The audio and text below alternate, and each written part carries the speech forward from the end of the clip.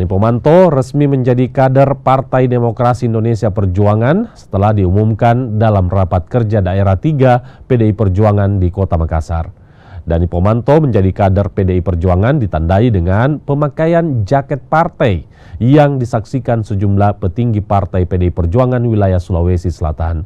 Keputusan Dani masuk sebagai kader Partai Demokrasi Indonesia Perjuangan ini usai meninggalkan Nasdem sejak 2 bulan lalu. Dani Pomanto menyebut cocok dengan filosofi PDIP sebagai partai Wong Cilik. Ketemu Wong Cilik memang alamnya seperti itu. Kedua, saya ini tipe pejuang, petarung. Saya kira dengan PDI Perjuangan, namanya perjuangan, saya selalu memang kehidupan saya berada di perjuangan. Yang ketiga, saya kira ini singkat.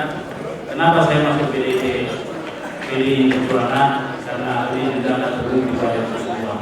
Kalau saya, teman-teman sudah tahu, saya orang yang tidak pernah tangguh. Berjuang itu tidak senang-senang. Dan saya kira saya dengan PDI Perjuangan, saya tidak pernah senang-senang.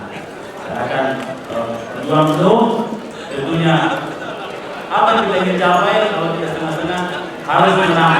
Pilpres, menang pileg, dan menang pileg. Seperti sotong, maju mundur, berat.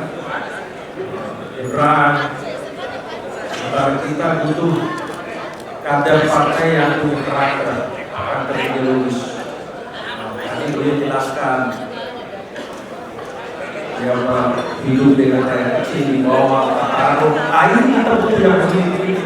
Makanya saya bisa beliau menjadilah kader banteng yang utuh dari kepala sampai kaki. Jangan satu kepala banteng, ekornya kambing.